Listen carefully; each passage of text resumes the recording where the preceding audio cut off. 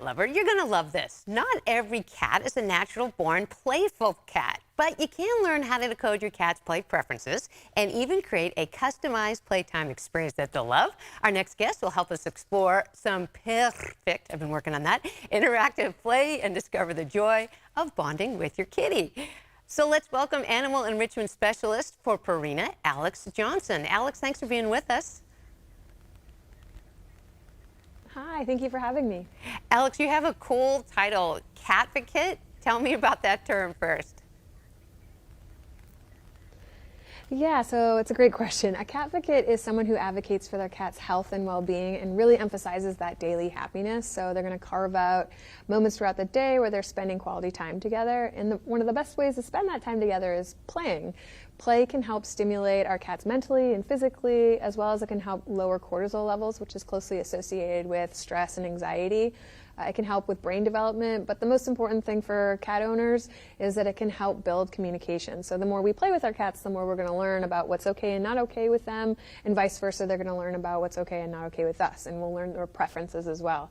So playing is a really important part of enhancing the bond and the relationship we have with our cats, but there's also positive and negative ways to interact with our cats, so we want to be mindful of what those are.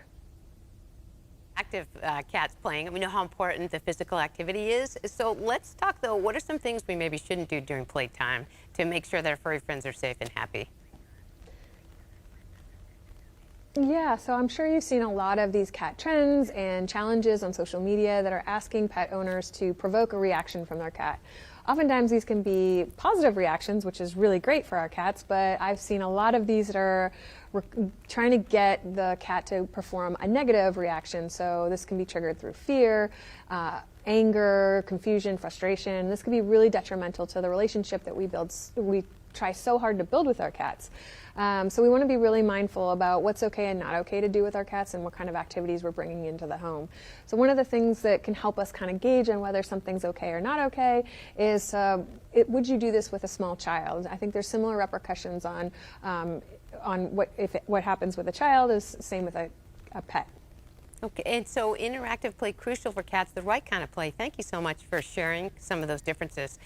Any tips on favorite toys that might help get them engaged in positive play?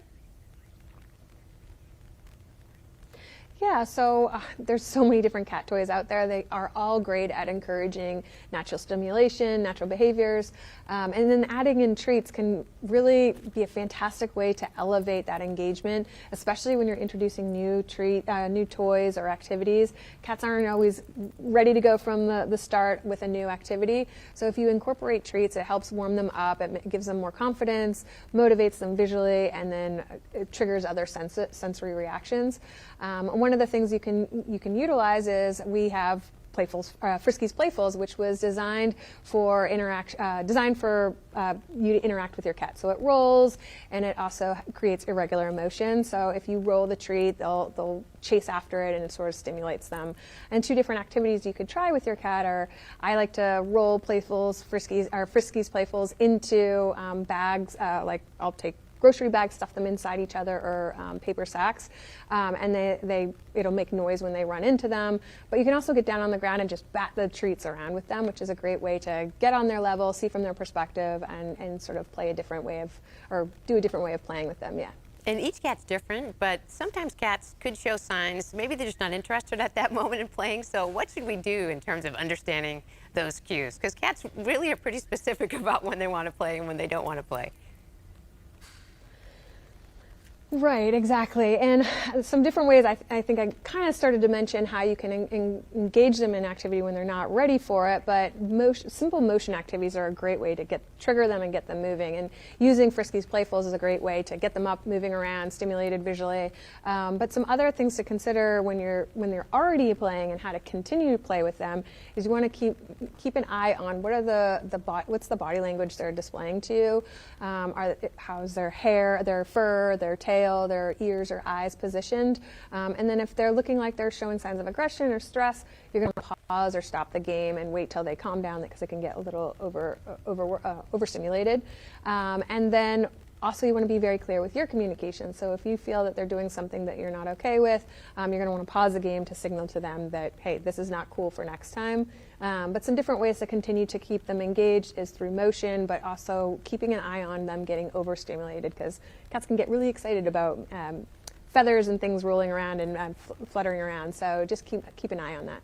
So appropriate but fun play. Jennifer, thank you so much. Appreciate all the good tips and great ideas and Thank you. treats for our cats. Appreciate that, Alex. For more information, you can walk on over to purina.com/friskies/cat-treats.